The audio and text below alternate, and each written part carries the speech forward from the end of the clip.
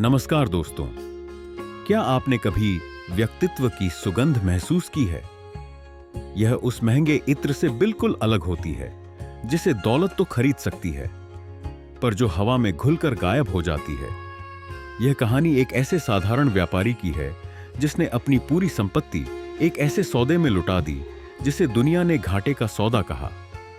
पर उस घाटे के बदले में उसने एक ऐसी सुगंध कमाई जो इतिहास में अमर हो गई और आज भी लोगों के दिलों को महकाती है। मेरे प्यारे बच्चों, आओ, आज रात के आंचल में जब तारे अपनी कहानियां बुन रहे हैं, मैं तुम्हें एक ऐसी कहानी सुनाता हूं जो दौलत और इंसानियत के बीच का सच्चा फर्क बताती है। यह कहानी हमें सिखाएगी कि असली अमीरी सोने चांदी के सिक्कों में नहीं, बल्कि इंसान के नेक इरादों और मजबूत चरित्र में होती है। बहुत समय पहले सुवर्ण भूमि नामक एक समृद्ध राज्य था जो अपने व्यापारिक मार्गों के लिए प्रसिद्ध था। इस राज्य में दो व्यापारी थे जिनका नाम पूरे देश में जाना जाता था, पर बिल्कुल अलग अलग कारणों से। पहले थे श्रेष्ठी धनंजय। उनका नाम ही उनके व्यक्तित्व का आईना था। धन पर उनकी विजय थी। उनके कारवां जब चलते थे तो ऊंटों और घोड़ों की कतारें मीलों तक फैली होती थीं। वे दुर्लभ रेशम, कीमती मसाले और अनमोल रत्न जवाहरात का व्यापार करते थे। उनका हर सौदा सिर्फ एक तराजू पर तौला जाता था, मुनाफे का तराजू। वे कुशल थे, चतुर थे और निर्दयी भी। लोग उनके धन का सम्मान करते थे, उनकी सफलता से जलते थे, पर कोई भी उनसे दिल से प्रेम नहीं करता था। दूसरे व्यापारी थे माधव। वे बहुत बड़े श्रेष्ठी नहीं थे। वे अनाज, मिट्टी के बर्तन और साधारण सूती वस्त्रों का व्यापार करते थे। उनका व्यापार मुनाफे के तराजू पर नहीं, बल्कि विश्वास के धागे से चलता था। वे कहते थे, मैं वस्तु नहीं बेचता, मैं संबंध बनाता हूं। यदि किसी किसान को बीज के लिए धन चाहिए होता तो माधव बिना किसी लिखा पढ़ी के दे देते। यदि किसी कुम्हार के बर्तन नहीं बिकते तो माधव उन्हें खरीदकर अपने पास रख लेते, यह सोचकर कि किसी दिन काम आएंगे। लोग उन्हें व्यापारी कम, अपना बड़ा भाई अधिक समझते थे। एक साल सुवर्ण भूमि पर संकट के बादल छा गए।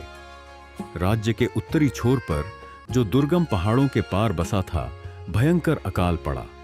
नदियां सूख गईं, धरती फट गई और अन्न का एक दाना भी पैदा नहीं हुआ। वहां के लोग भूख से तड़पने लगे।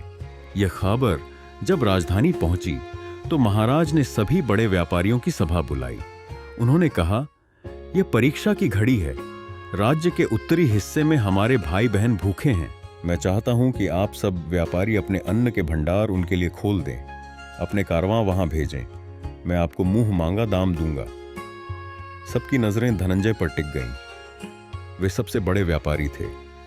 धनंजय अपनी जगह से उठे और सिर झुकाकर बोले, महाराज, आपकी आज्ञा शिरोधार्य है, पर एक व्यापारी होने के नाते मुझे नफा नुकसान भी देखना पड़ता है। उत्तरी क्षेत्र का पहाड़ी रास्ता इस मौसम में बहुत खतरनाक है। मेरे कारवां के साथ लूटपाट हो सकती है, वे बर्फ में फंस सकते हैं। और सबसे बड़ी बात, वहां के लोगों के पास हमें देने के लिए धन कहां है। यह सरासर घाटे का सौदा है। मैं अपनी जान और माल जोखिम में नहीं डाल सकता। यह कहकर उन्होंने राजकोष में दान के लिए सोने की 100 मुद्राओं की एक थैली रख दी, ताकि उनका नाम भी हो जाए और कोई जोखिम भी न उठाना पड़े। कई और व्यापारियों ने भी धनंजय का ही अनुसरण किया। सभा में माधव भी थे। वे चुपचाप सब सुन रहे थे। जब वे घर लौटे तो उन्हें नींद नहीं आई। उनकी आंखों के सामने भूख से बिलखते बच्चों के चेहरे घूम रहे थे। उन्होंने अपनी पत्नी से कहा, मैं केवल व्यापारी नहीं हूं, पहले एक इंसान हूं। यदि आज मैं उनकी मदद नहीं करूंगा तो जीवन भर अपनी ही नजरों में गिरा रहूंगा। अगली सुबह माधव ने अपनी जीवन भर की जमा पूंजी निकाल ली। उन्होंने बाजार से जितना हो सका उतना अनाज खरीदा और अपनी बैलगाड़ियों पर लदवा दिया। जब उनके साथ काम करने वाले मजदूरों और दूसरे छोटे किसानों ने सुना कि माधव यह सब बिना किसी मुनाफे के केवल सेवा के लिए कर रहे हैं, तो वे भी उनके साथ हो लिए। किसी ने अपनी बैलगाड़ी दे दी तो कोई खुद उनके साथ चलने को तैयार हो गया। यह उनके द्वारा वर्षों से कमाए गए विश्वास की दौलत थी, जो आज उनके काम आ रही थी। जब धनंजय ने यह सुना तो वे जोर से हंसे। उन्होंने अपने साथियों से कहा, माधव मूर्ख है, वह अपनी पूरी संपत्ति गंवाकर लौटेगा। वह भावनाओं में बहकर व्यापार कर रहा है और ऐसा व्यापारी हमेशा डूबता है। माधव का कारवां चल पड़ा। रास्ता सचमुच बहुत कठिन था।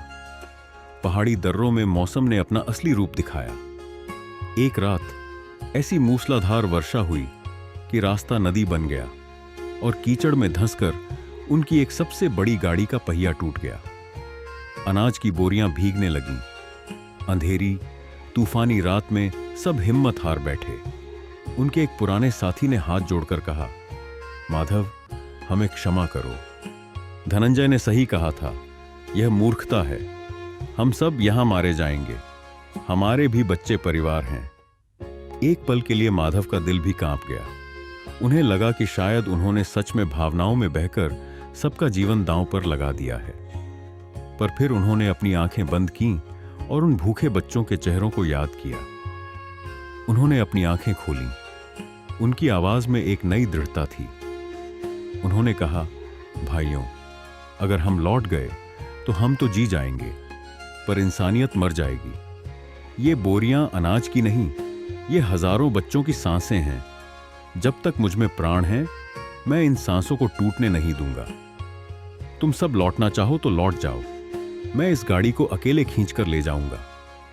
यह कहकर माधव खुद कीचड़ में उतरे और पहिए पर जोर लगाने लगे।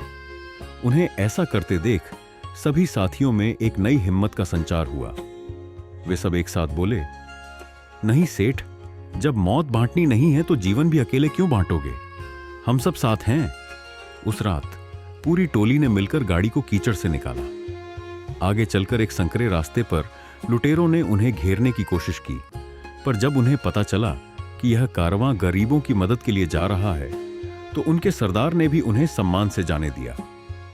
माधव ने अपने साथियों का हौसला बनाए रखा। वे सबके साथ जमीन पर सोते, सबके साथ रूखा सूखा खाते। कई हफ्तों की मुश्किल यात्रा के बाद वे उस अकालग्रस्त क्षेत्र में पहुंचे। वहां का दृश्य हृदय विदारक था। लोग जिंदा लाश बन चुके थे। माधव ने वहां बाजार नहीं लगाया।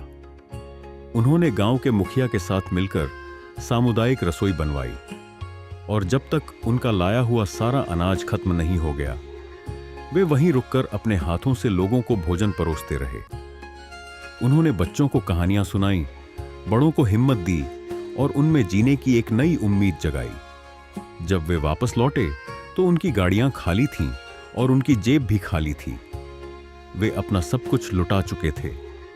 पर जैसे ही उन्होंने सुवर्ण भूमि की सीमा में प्रवेश किया, उन्होंने एक अद्भुत दृश्य देखा। रास्ते में पड़ने वाले हर गांव के लोग उनके स्वागत के लिए फूल मालाएं लेकर खड़े थे। उनके कर्मों की कहानी उनसे पहले पहुंच चुकी थी। जब वे राजधानी के पास पहुंचे तो स्वयं महाराज अपनी पूरी सभा के साथ उनके स्वागत के लिए खड़े थे। महाराज ने माधव को गले से लगा लिया। उन्होंने एक भव्य सभा का आयोजन किया जिसमें धनंजय भी मौजूद थे। महाराज अपनी गद्दी पर बैठे और उन्होंने धनंजय से कहा, श्रेष्ठी धनंजय, तुम्हारे गोदाम आज भी रत्नों से भरे हैं। तुम्हारे मुनाफे की सुगंध पूरी राजधानी में फैली है, पर यह ऐसी सुगंध है जिसमें जीवन नहीं है। फिर वे माधव की ओर मुड़े, जिनकी आंखों में संतोष के आंसू थे। और माधव, तुम खाली हाथ लौटे हो, पर आज तुमसे ज्यादा अमीर इस राज्य में कोई नहीं है। तुम अपने साथ उन हजारों लोगों की दुआएं और उनका विश्वास लेकर लौटे हो जिन्हें तुमने जीवन दान दिया है। यह तुम्हारे व्यक्तित्व की सुगंध है जो कभी फीकी नहीं पड़ेगी।